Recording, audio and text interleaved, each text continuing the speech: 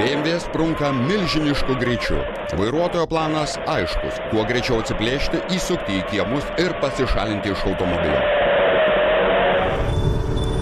Dar kelios akimirkos ir lekiantis BMW išnyra tiesiai prieš patrulių ekipažą.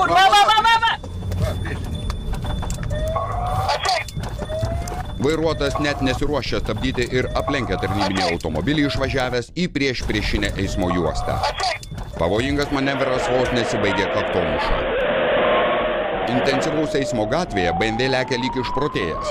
Dar kelios akimirkos ir pakilo dulkių debesis. BMW sukėlė avariją.